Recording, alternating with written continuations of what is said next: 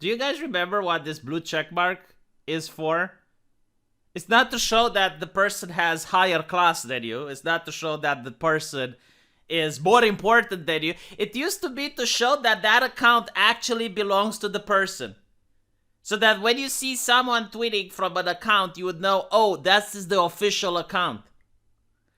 But apparently, Twitter has no problem in allowing a person who passed away to be used by another corporation to advertise products after the person has passed away. But hey, it's the real Stan Lee, guys. It's the real Stan Lee tweeting from beyond the grave.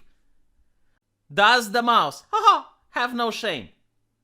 Honestly, I'm starting to think that Disney is into some diabolical witchcraft. I mean, even after you pass away, you still work for them. They will still milk your energy even after you die. So, they're using the account in order to promote something which is also very controversial. And that is the idea of NFTs. Now, I must be stupid. I must not really understand what NFTs are. Because my understanding of NFTs are that they are so dumb, so unrealistically stupid, that I must be wrong. Like nothing can exist if it's so dumb. So clearly the problem is with me. But maybe you guys can help me see if I understand NFTs correctly. So the way the market worked up till 10 years ago is that people noticed that there are very rare comics that can sell all the way up to $3.6 million. For example, if you own the comic book where Spider-Man appeared for the first time, you can be a millionaire.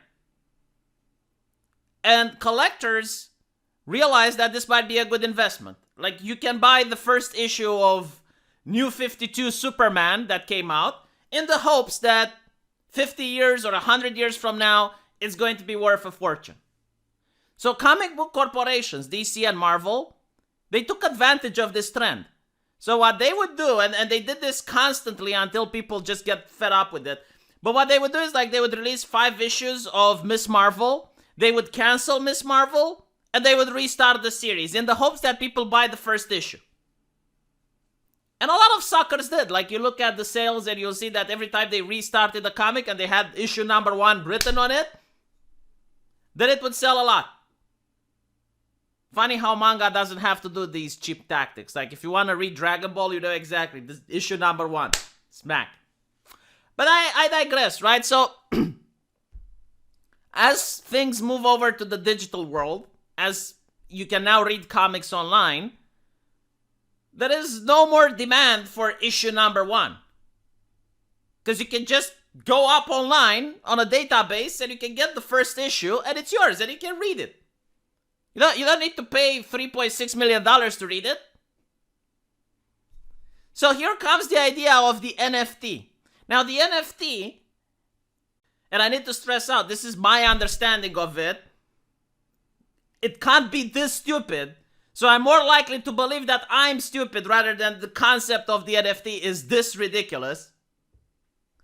But the idea of the NFT is that there would be a digital number attached to a piece of art, a comic book, a trading card, like something that's online. It now has attached a code to it in a blockchain, and that code says who the owner of that art is.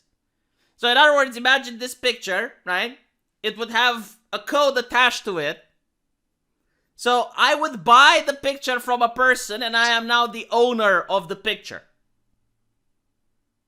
But that doesn't stop other people from torrenting the pic. Doesn't stop other people from just copying and having the freaking picture. No, it's just like the owner of the picture would change. So it would be me. I guess like the only advantage is that I could sue you for having that picture without an NFT. Yeah, I mean, good luck with that. You know, corporations have tried for decades to get that shit to stop from happening. Good luck to an individual person managing to do that.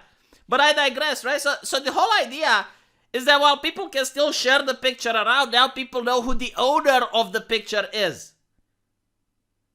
So the hopes is that I would now buy the first issue of Superman, for example, And with the NFT, people would know that I own it. So 100 years from now, I can just sell the ownership, the NFT, for $3.6 million. Are people that stupid? Like, do they think that that is actually going to happen?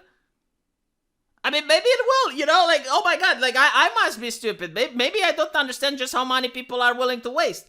Maybe I don't account for the inflation that's coming up, and maybe, yes, like $3.6 million is going to be a thing. And you know what's going to be funny, and I predict this will happen.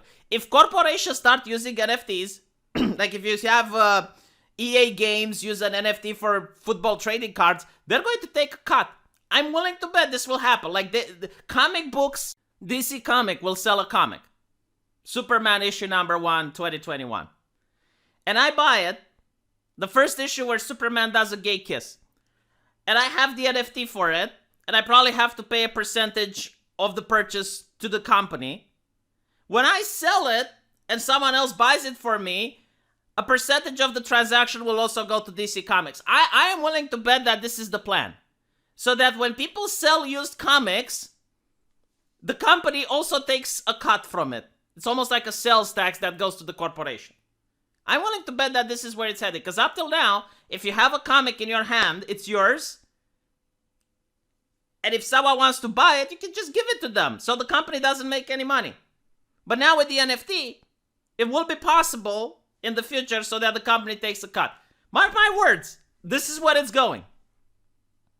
Unless, of course, I don't understand the technology, which is also possible. Like, maybe I'm that stupid, and I just don't understand how things work. But anyway, as you can know, like, this is very controversial. A lot of people don't like it, and a lot of people don't appreciate the fact that they're unearthing Stan Lee from the grave in order to talk about these things. And I'm curious, like, how long are they going to milk his account for? Like, there's going to be a time, 100 years from now, when no one is going to remember Stan Lee, and they're going to be like, who is this old man that keeps tweeting? Like, why is it important? Why do they keep using his account to tweet? But by the way, like, this shows something else. It shows just how shameless corporations are. Like, when you watch CNN and you see the lady behind the counter reading to you the news, do you honestly think it's what she thinks, or it's what the corporation wants her to say? Because at this point, the corporation is actually using dead people in order to promote whatever they want to promote. What makes you think that a living person who's employed by the company isn't literally the same? They don't even need the person anymore. They just need the image. That's the level we're at right now, where they just need the image of the person in order to promote stuff. Absolutely disgusting. Shameful.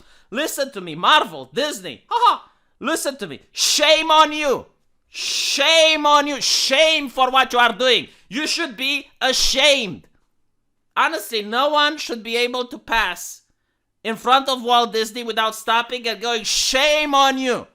If you go on the street and a Marvel employee passes next to you, you should stop and wiggle your finger in disagreement and just be shame on you in a very peaceful, protesting manner. Like, shame.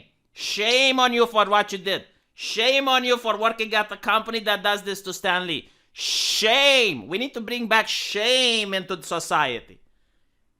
Not canceling, not just shame on you. Shame on you. Tell your boss. Tell your boss this. Shame on you. And you need to wiggle the finger in a very disagreeing fashion. Your facial expression needs to be one of deep concern. And you need to wiggle the finger as you're looking towards the person. Like, shame on you. Tell your boss, shame on you. Anyway, right. Let me know what you guys think.